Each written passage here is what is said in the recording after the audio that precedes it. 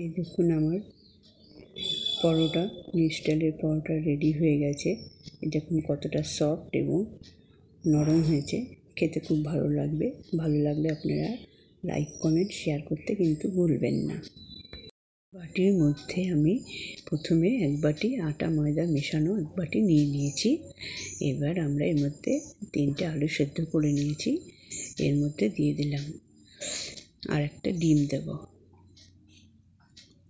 একটা নিউ স্টাইলের পরোটা তৈরি করব, তার জন্য একটা ডিম দিচ্ছি। ডিমটাকে ফাটিয়ে দেব। এটাকে ফাটিয়ে দিয়ে মেখে নিতে হবে। আমি এর মধ্যে একটু চিলি ফ্লেক্স দিলাম, আর দেব নুন 1 চামচ, আর একটু রোস্টেড গুঁড়ো, ভাজা জিরের গুঁড়ো, মশলা লঙ্কার গুঁড়ো, আর 1 চামচ জিরে, 1 চামচ চিনি। এবার এটাকে আমরা একটু ভালো করে মেখে নেব।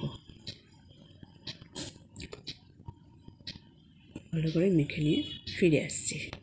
ডোটাকে ভালো করে আমরা মেখে নিচ্ছি। ভালো করে ঠেসে ঠেসে মাখতে লাগবে।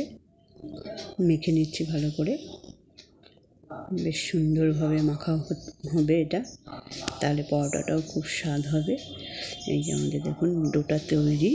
ফিরে আসছি 1 মিনিট বাদে। 4টে ডো তৈরি করে নিলাম।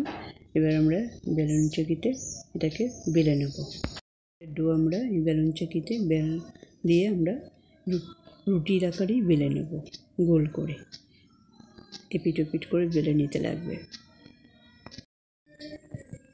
আমরা আরও 2-1টা এরকম বেলে নেব। এটা সবই গোল করে গোলাকার করে তৈরি করব পরোটাটা। দুপাশে ভালো করে সমানভাবে বেলে নিতে লাগবে। দেখুন ঠিক এরকম হবে, ঠিক এতটা এইভাবে তৈরি করে নিলাম। সবকটা পরোটা বেলে নিলাম। ননস্টিক প্যানে একটা পরোটা দিয়ে দিয়েছি, একটু হালকা সেঁকে নেব এপিট ওপিট করে। এবার একটু তেল দিয়ে দেব। কম তেলে এটা হবে, খুব বেশি তেল লাগবে না।